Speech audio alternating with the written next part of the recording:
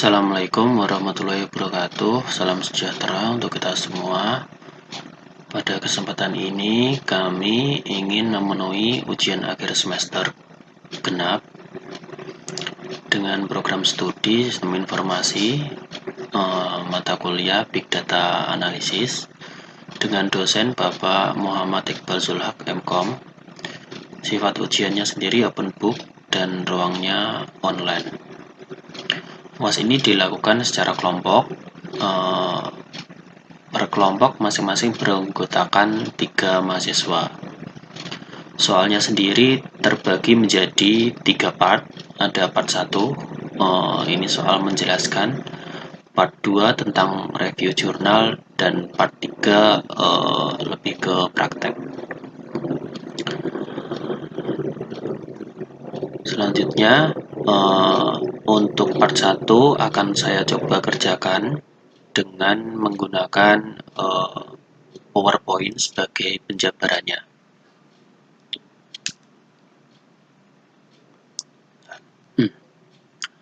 UAS Big Data dan Analitik untuk kali ini.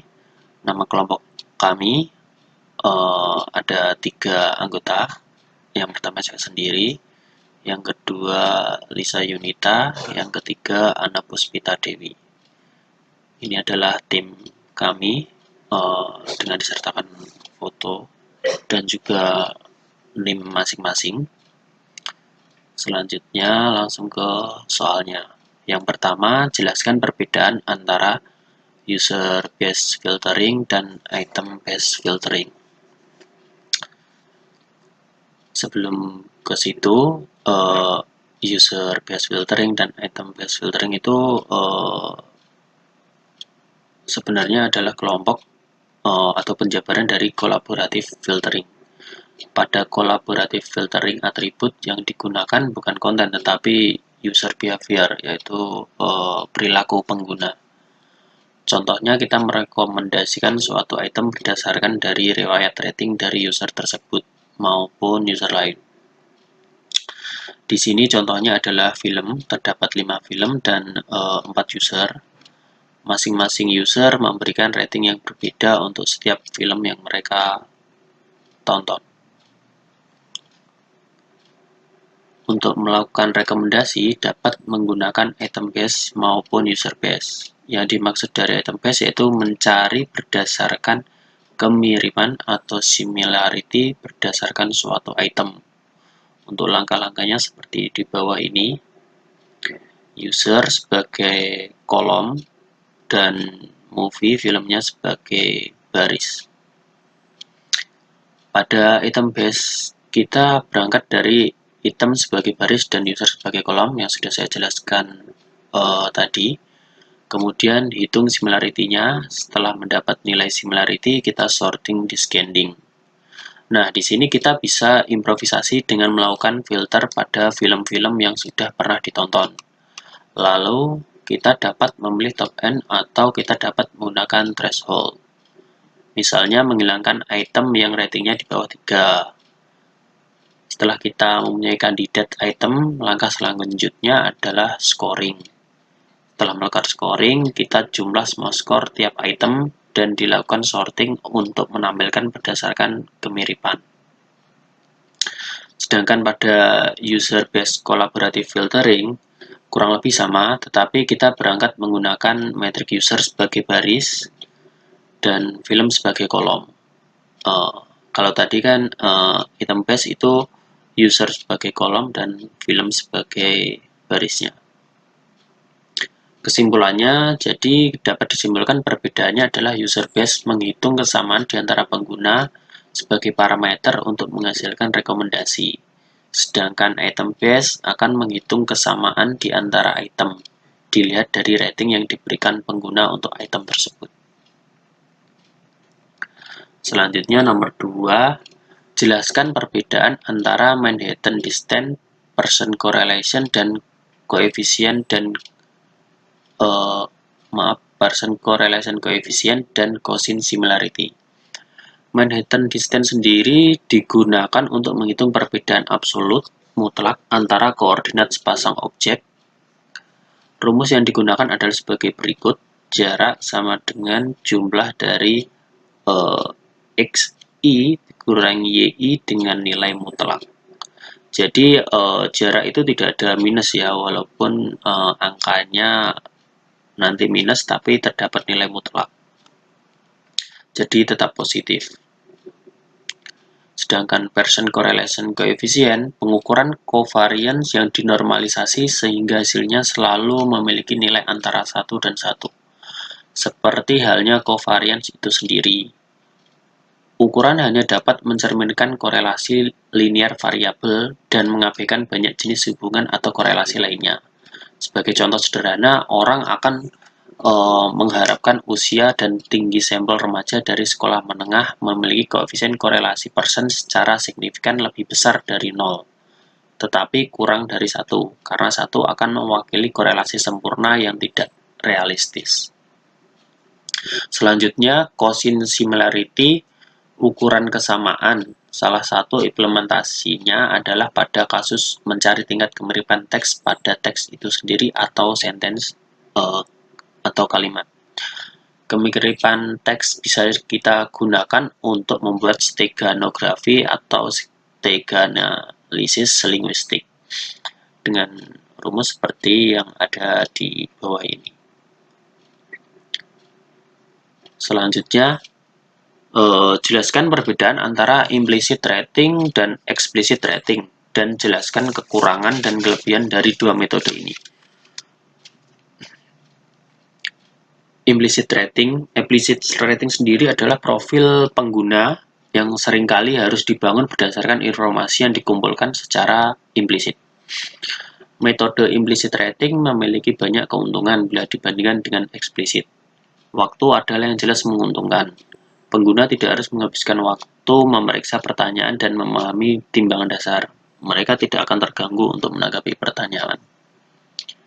Salah satu kelemahannya untuk pendekatan ini adalah bahwa ia memerlukan user untuk menginstal aplikasi baru pada komputer mereka.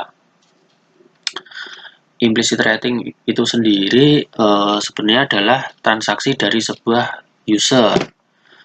Misal kita booking hotel lewat tiket.com. Nah, di situ kita lebih ingin merekomendasikan mana hotel yang terbaik untuk pelanggan lain yang ibaratnya ingin memesan hotel lewat aplikasi tiket.com itu sendiri. Contohnya seperti itu kalau yang implisit. Kalau yang explicit rating sendiri adalah metode ini membutuhkan keaktifan pengguna dalam memberikan penilaian terhadap layanan yang diinginkan.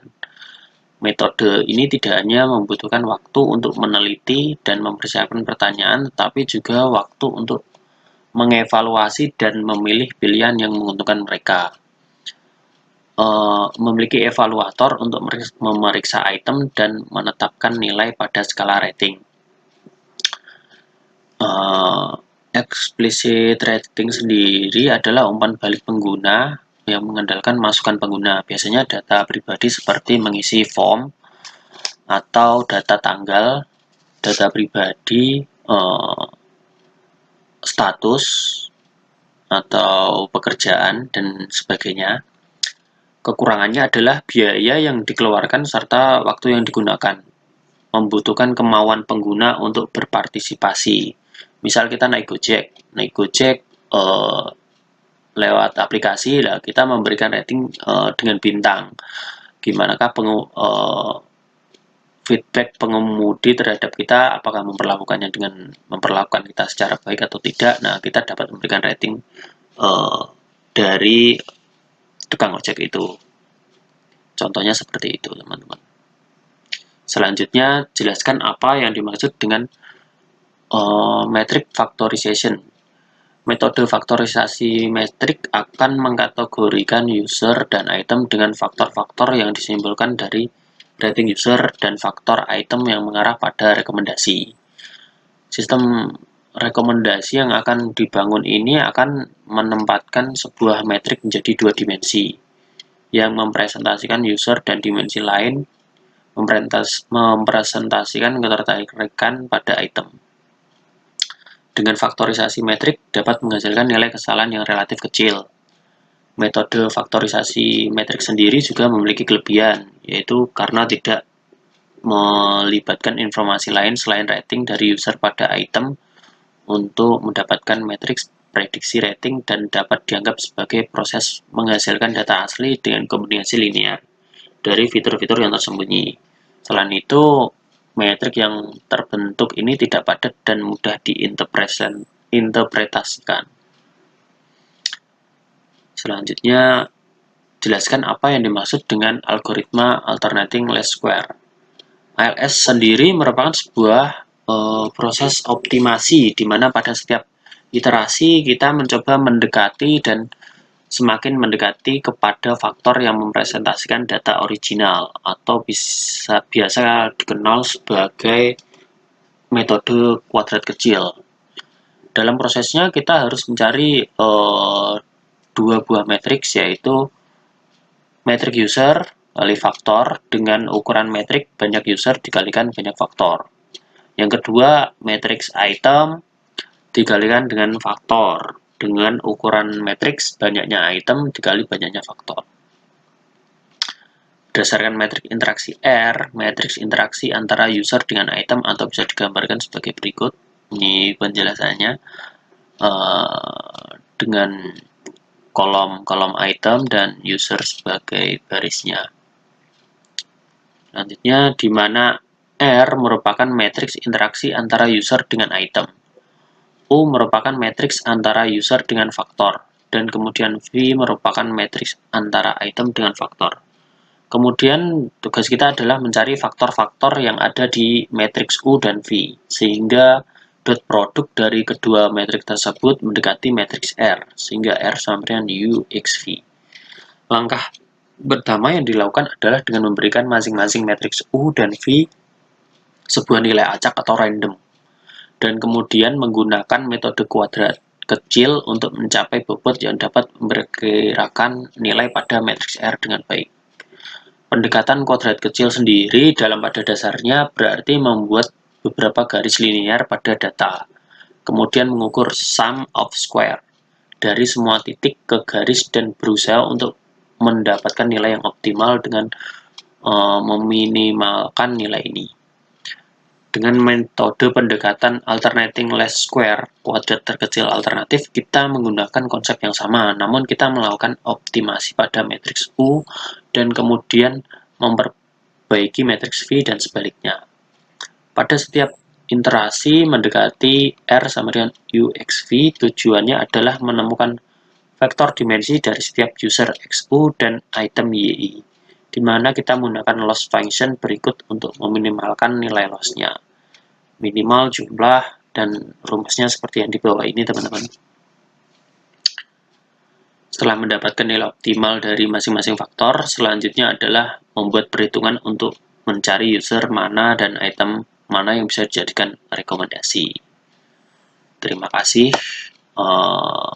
untuk perhatiannya. Kurang lebihnya kami dan saya sendiri mohon maaf. Semoga penjelasan yang saya berikan sedikit banyak memberikan manfaat. Terima kasih. Wassalamualaikum warahmatullahi wabarakatuh.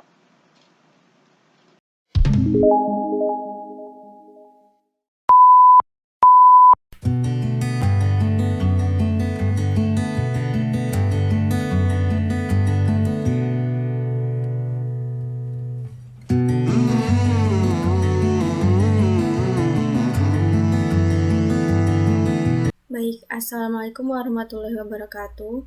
Perkenalkan, nama saya Ana Puspita Dewi. Di sini saya akan menjelaskan untuk soal UAS Part 2, yaitu review jurnal. Di sini saya membawa jurnal dengan judul Penerapan Clustering Algoritma untuk mendukung promosi server Pulsa Reload yang disusun oleh Firman Nurdiansyah, Samsul Arifin, Fitria Marisa, Teknik Informatika Universitas Widyagama, Samsul Arifin, Teknik Informatika Stimata Malang.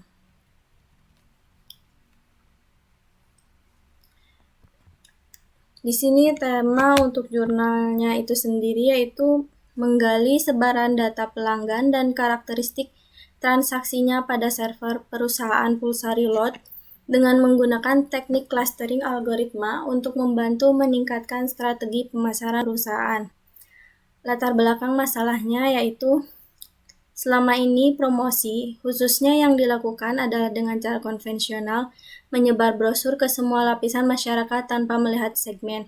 Jadi dalam pengembangannya, server pulsa makin menjamur dan seiring kebijaksanaan klasterisasi, stok oleh distributor sehingga menyempitkan skup pangsa pasar server dan juga menambah persaingan yang sangat ketat. Antar server adalah suatu jangkauan wilayah klaster. Untuk itu, diperlukan strategi promo yang efektif agar dapat mendukung peningkatan penjualan. Strategi promo selama ini adalah menggunakan metode menyebar brosur masyarakat tanpa melihat segmen dan sasaran. Hasil yang diperoleh tidak optimal dan sedikit mempengaruhi peningkatan transaksi. Oleh karena itu, diperlukan strategi promo yang dapat mengoptimalkan promosi. Salah satunya adalah dengan menggali kelompok pelanggan yang berhubungan dengan jumlah transaksinya. Kemudian metode penelitian dari jurnal ini yaitu metode penelitian. Dalam penelitian ini menerapkan tahapan dari proses data mining, yaitu meliputi data selection, pre-processing, transformation, data mining, dan interpretation atau evaluasi data. Kemudian algoritma yang digunakan dalam penelitian ini yaitu menggunakan algoritma K-mean. Dalam pengelompokan ini, teknik yang digunakan adalah clustering dengan menggunakan algoritma K-means. Dari pengujian, penerapan algoritma menghasilkan pengelompokan dengan clustering algoritma yang terbentuk kelompok-kelompok dari atribut yang berhubungan yang sebelumnya syarat-syaratnya telah ditargetkan. Dari hasil proses seleksi dihasilkan data training dengan atribut antara lain customer, jumlah transaksi, dan alamat. Kemudian ditentukan jumlah sentroid yaitu K sama dengan 3. Iterasi dilakukan hingga 4 kali. Hasil pengelompokan berhenti pada iterasi keempat yaitu dengan nilai rasio 0,0553 di iterasi keempat yang sama dengan iterasi ketiga. Dari hasil pengelompokan, maka terbentuk 3 kelompok customer yaitu C1, CDH, C2, ABE, C3, FG. Di mana C1 dalam kurung CDH adalah kelompok pelanggan yang memiliki transaksi banyak dan berdomisili di Malang Kota. C2, ABE adalah kelompok pelanggan dengan transaksi sedang yang berdomisili di Malang Kota dan Malang Kabupaten. Dan C3 dalam kurung FG adalah kelompok pelanggan dengan jumlah transaksi sedikit dan berdomisili di luar Malang dan luar Jawa. Kesimpulannya yaitu dengan pendekatan clustering algoritma, maka memungkinkan untuk memberikan pengetahuan baru bagi server pulsa reload untuk melakukan strategi promo. 3 kelompok yang dihasilkan tersebut dapat dijadikan salah satu pegangan untuk memaksimalkan dan menyeimbangkan promosi di beberapa daerah. Sekian dari saya, terima kasih.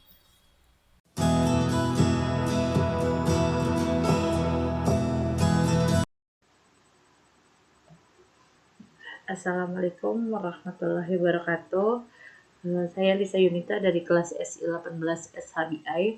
Pada kesempatan kali ini, saya membuat video ini guna untuk memenuhi ujian akhir semester saya. Di sini ada soalnya saya menjelaskan bagian part 3. Di sini saya sudah mendownload filenya ya, file rating CSV. Saya udah import library yang diperlukan untuk menggunakan ini. Sebelum mengerjakan ini, saya mau masuk ke PySpark-nya dulu. Masuk ke PySpark-nya, kita aktifkan PySpark-nya.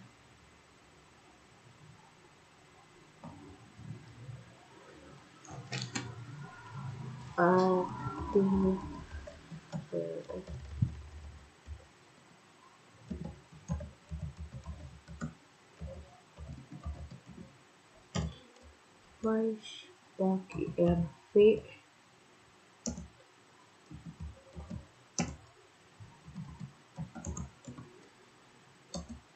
Kita masuk ke Jupyter Notebook. Kita tunggu sampai masuk ke Jupyter Notebook-nya dulu ya. Ya, di sini saya mempunyai dataset. Di sini dataset yang saya gunakan masuk ke MLet Small. Saya menggunakan data rating ini. Ya, jadi di sini ada header. Header di sini adalah untuk memisahkan satu data dengan data yang lain, yaitu menggunakan koma. Ya, tipe datanya user ID, movie ID adalah integer, rating for data pecahan, dan timestamp ini adalah format yang dipahami yang di-create oleh si komputer. Nanti formatnya bisa kita ubah. Kita create Jupyter Notebook-nya dulu, kita buat baru di sini. Kita bisa kasih nama.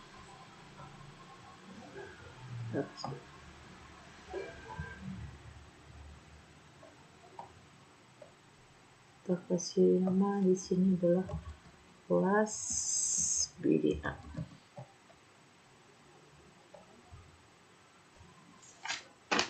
Oke, kita import file Spark-nya dulu karena saya nggak menggunakan Docker. Kalau teman-teman menggunakan Docker, nggak usah import file Spark-nya.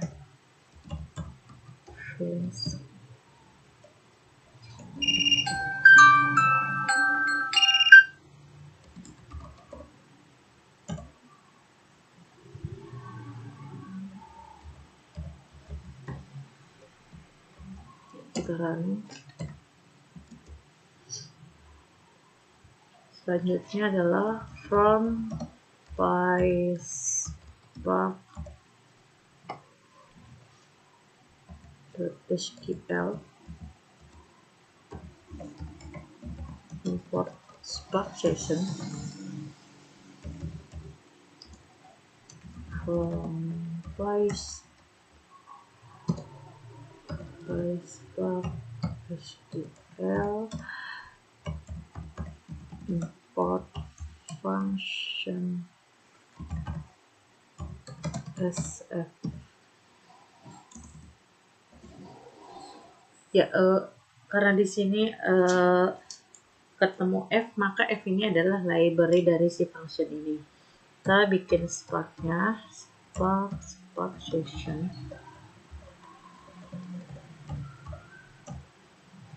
Kita panggil builder, name,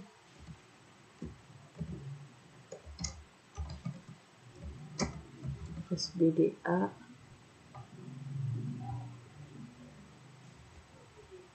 kita menggunakan metode get or create.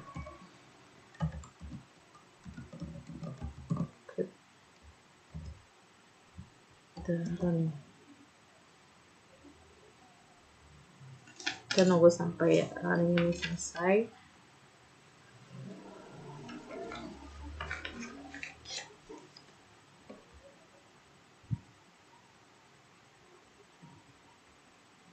Ya, kayak gini adalah udah selesai runningnya. Kita lanjut ke sini, rating.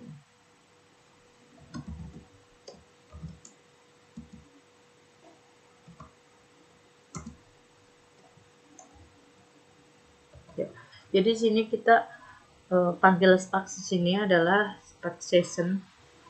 Kita panggil spark.read.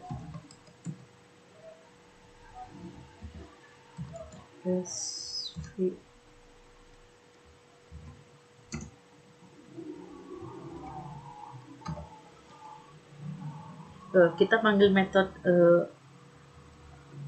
Spark ini adalah Spark session, jadi ini nyambung. Spark session ini kita panggil CSV di sini untuk membaca filenya. Terus di sini adalah ada path-nya rating, path rating.csv, jangan lupa koma. Terus ada separator. Separator adalah separator kita yang menggunakan adalah koma.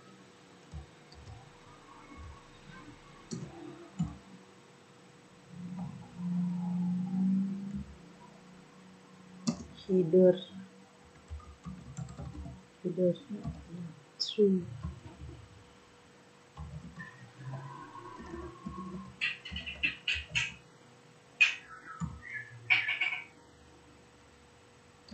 Jadi si header ini adalah settingan dari si datasetnya ini.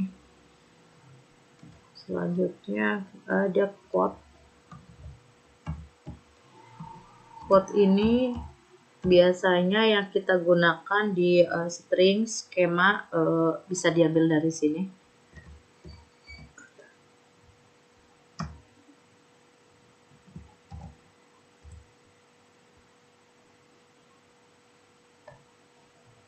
Situ baru skema.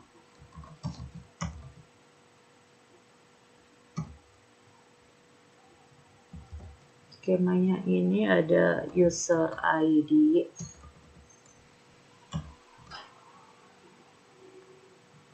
dia pakainya integer, user ID integer, movie ID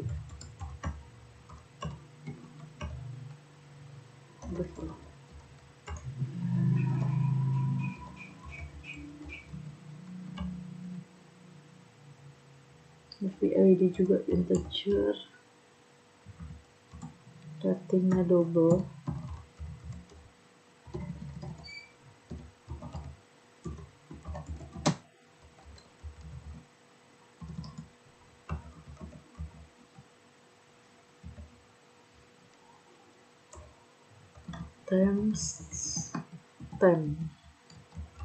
Time-nya juga pakai integer.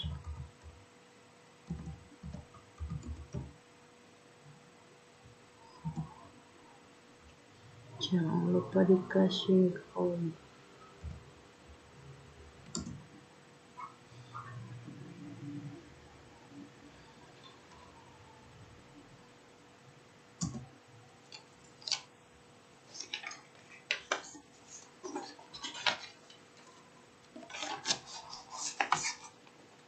With column.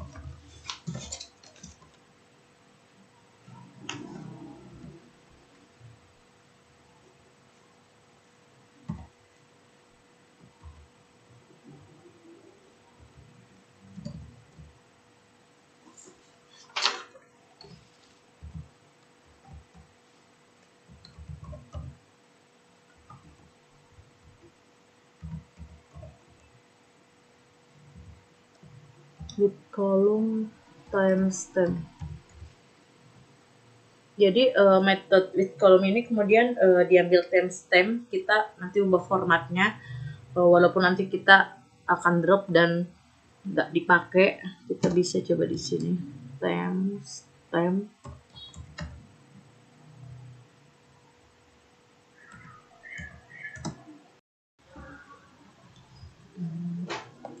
KF to timestamp.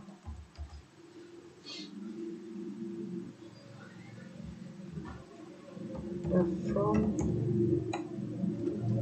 your time.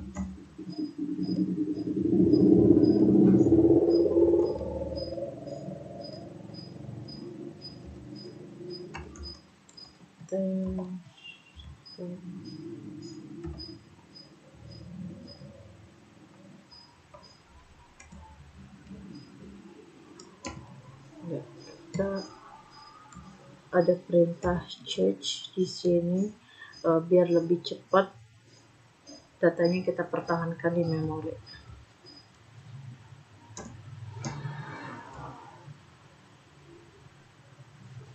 Kita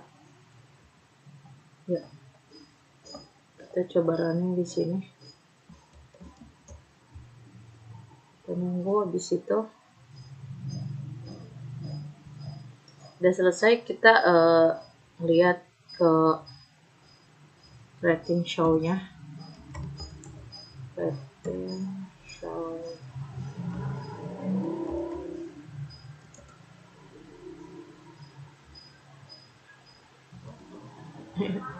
Maaf, salah, ada kesalahan di sini. Rating show. Ya.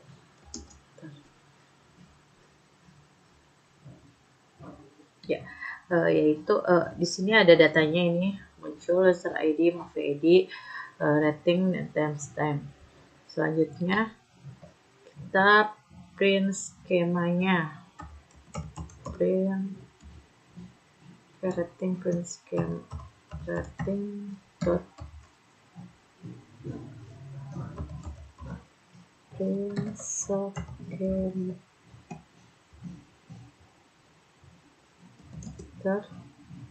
Ya, jadi dari rating ini ada 4, user ID, movie ID, rating, dan timestamp. Kita bisa lihat ke rating.summary. Summary show.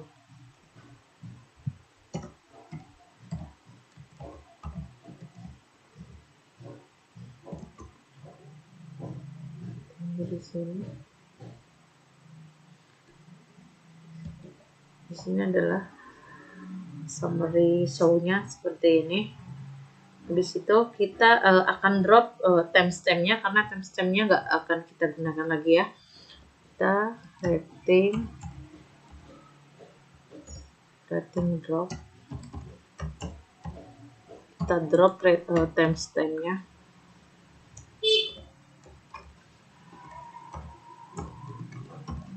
Timestamp.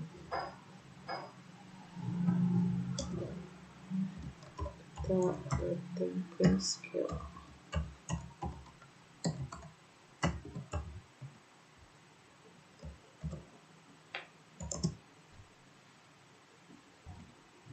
Ya, maaf, ini harusnya titik. Ya, jadi timestamp-nya udah nggak ada, udah kita drop, jadi cuma user ID, movie ID, dan rating. Ya, selanjutnya adalah from PySpark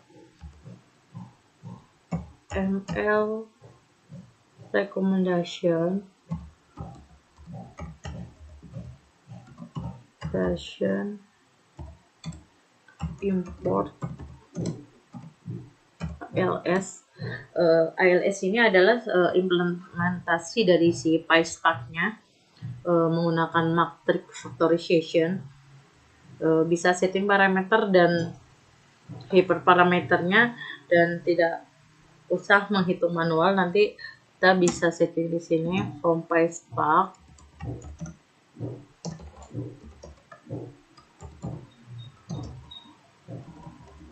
From PySpark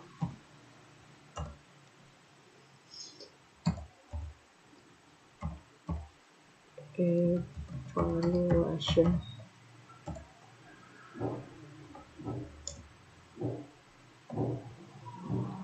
Import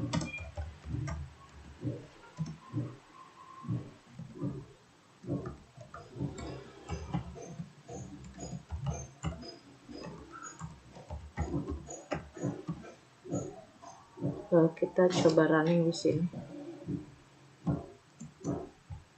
Ya, selanjutnya ALS ini adalah kita akan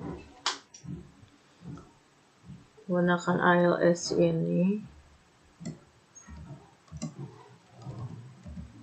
ALS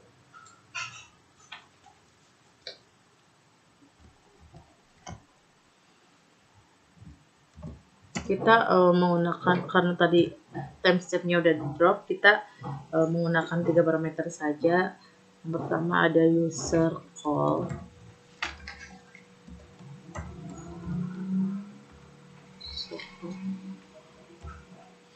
user call ini parameter yang ada di ILS. Default value-nya adalah user, sedangkan yang kita gunakan adalah user ID. Jadi kita akan ke sini untuk di user ID.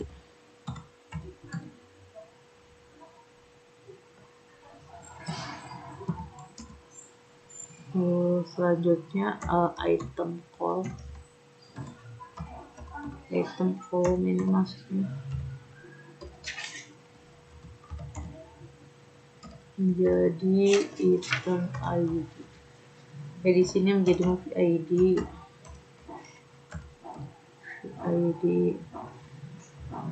Selanjutnya adalah rating call.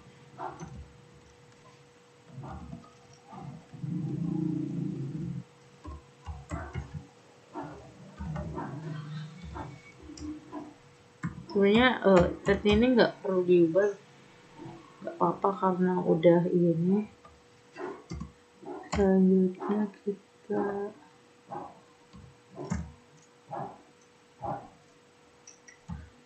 mencoba. Ya, sebenarnya pada poin ini itu lebih merujuk ke soal nomor 6, persentase data latih dan dataset valid 0,7 dan 0,3. Kita terapkan di sini itu menggunakan training data.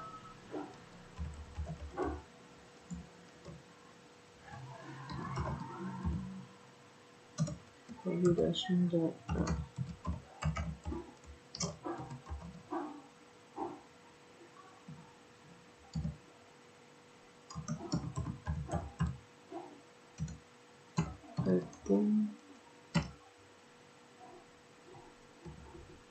Setting random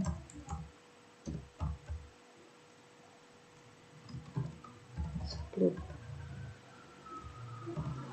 Ya, kita masukkan datanya tadi adalah 0,7 dan 0,3.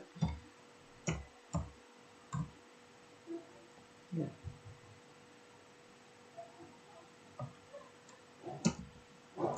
Evaluator.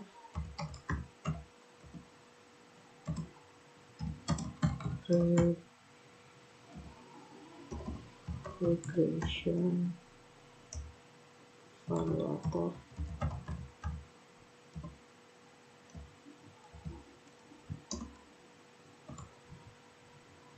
Metric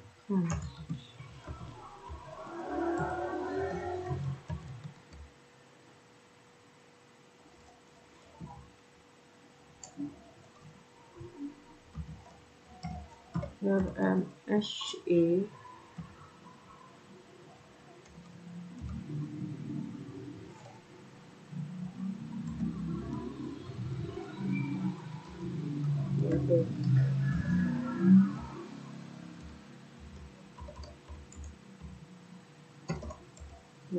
Converting.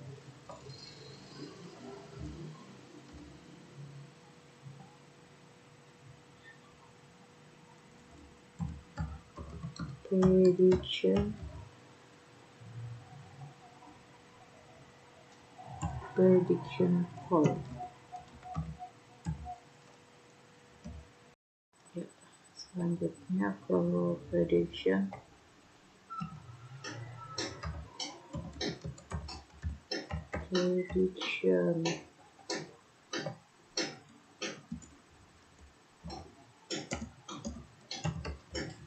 model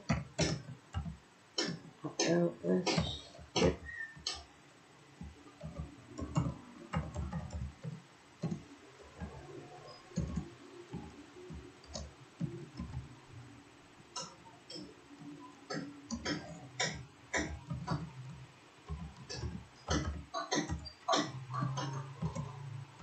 prediction model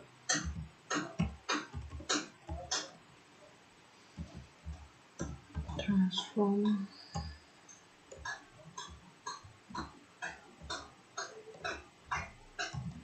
validation data. Kita coba run.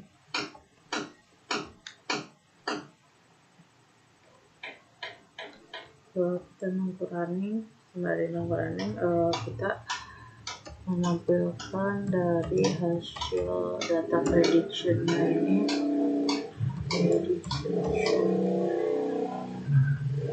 Kita udah selesai runningnya, kita akan ambilkan dari prediction data ini, kita ambilkan 10 aja.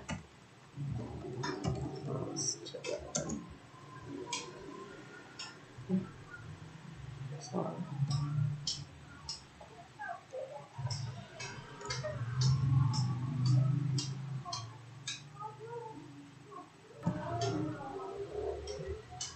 kurang es di sini.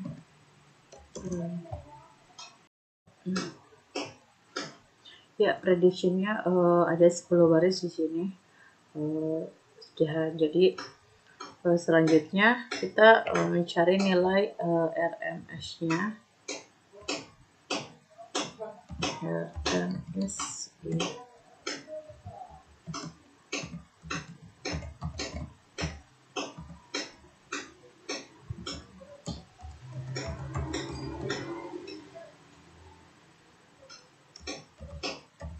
Prediction.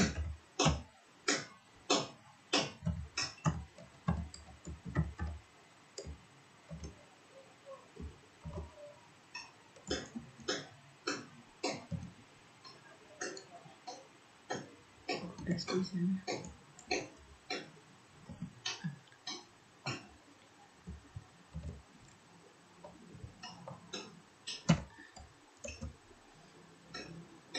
Kita tunggu sampai running selesai. Sembari nunggu kita akan print di RMS-nya.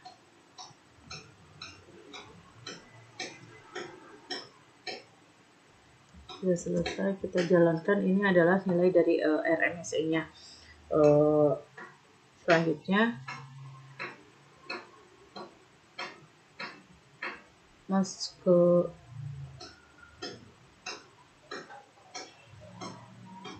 form price path.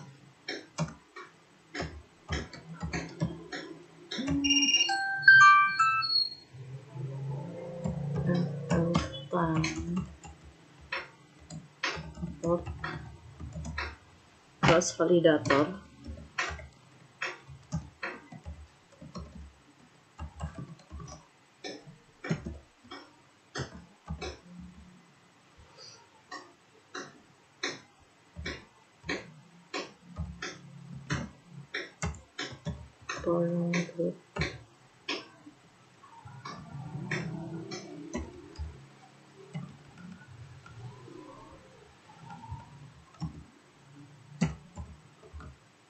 Builder. Ya, parameter grid.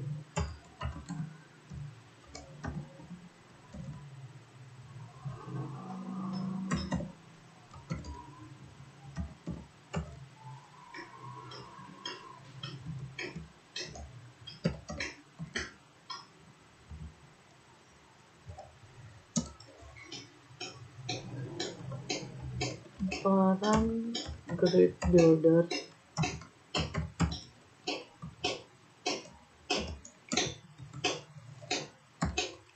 Ada di grid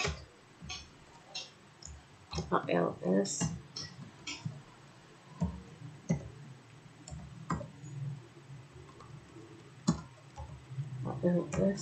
Rank. Kita bisa masukkan 3 angka yang akan kita gunakan bebas. 3, 11, dan 20.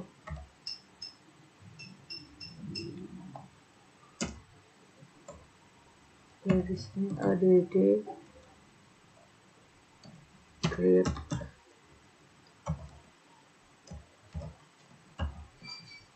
ALS match iter.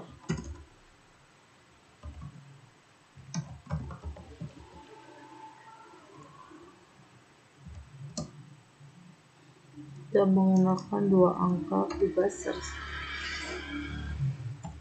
Ada 7.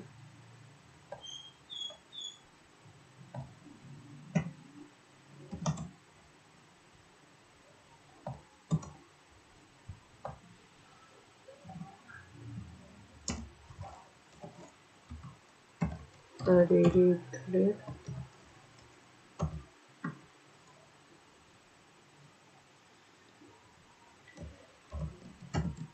ALS back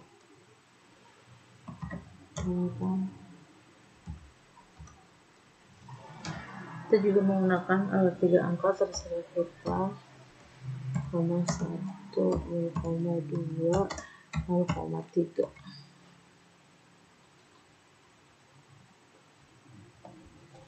Setelah itu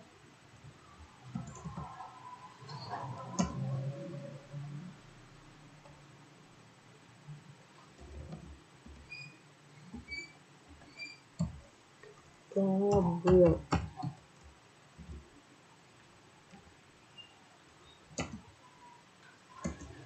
Ya, setelah itu kita running. Ya, setelah kita running, kita cari nilai RMS-nya untuk poin yang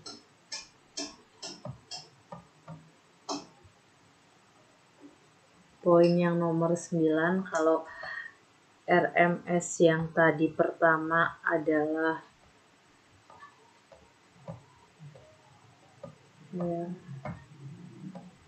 kalau RMS yang ini adalah untuk poin ke 7, ini adalah untuk mencari RMS poin ke 9. Kalau kita di sini menggunakan cross validator untuk mendapatkan hasil RMS yang kita mau.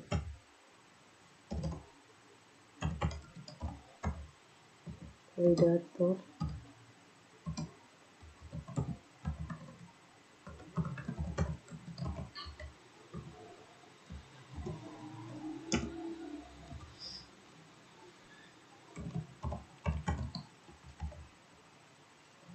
estimator ALS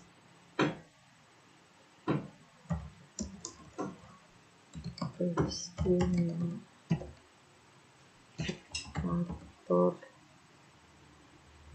paham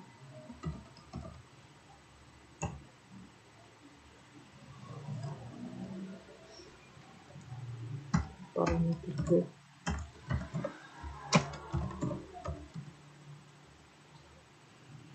evaluator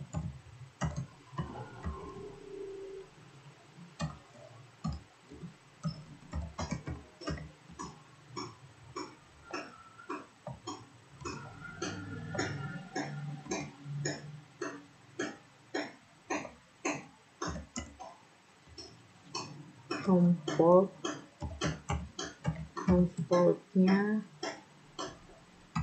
ganti 2.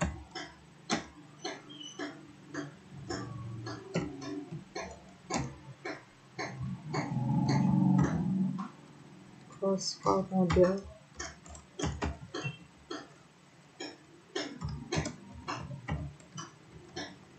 cross validator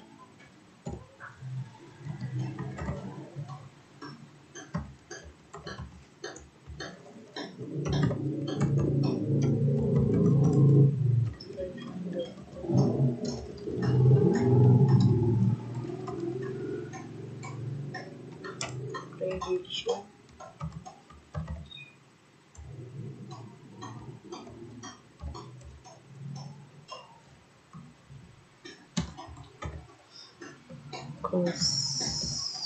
cross-val model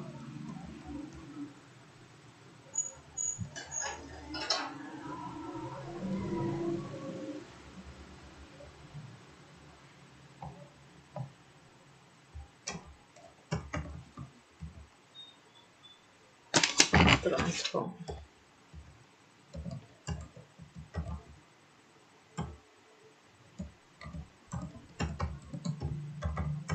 Validation data. Oke, selanjutnya kita running. Di sini kita tunggu. Proses ini lumayan agak lama, jadi ya setelah ini coba kita running.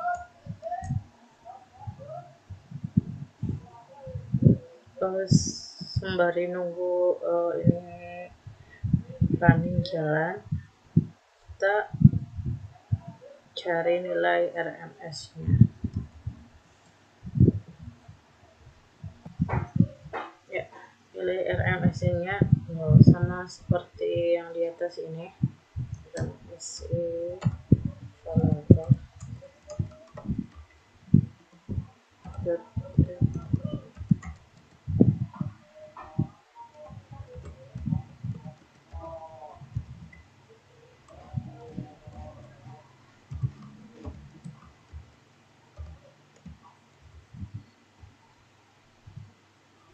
Biasanya pada proses ini dibutuhkan waktu lumayan lama, sekitar 15 menit ya.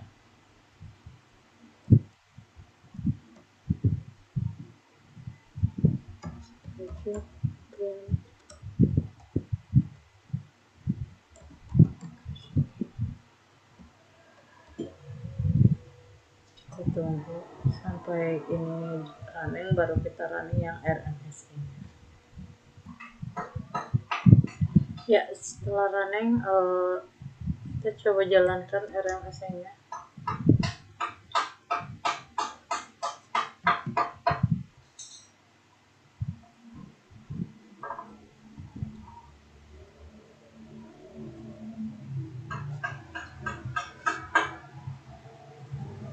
Ini hasil RMS-nya. Selanjutnya kita use faktornya, model use faktor. Use faktor.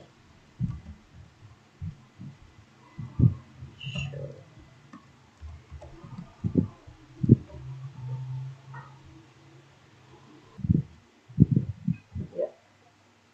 Ini untuk menunjukkan nilai use faktor dan untuk faktor yang didapat. Jadi yang tadi kita model use faktor itu tampilkan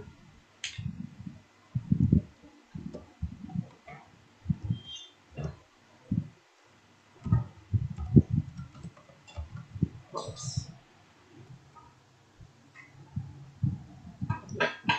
Jadi ini user faktorsnya. Selanjutnya kita item faktorsnya.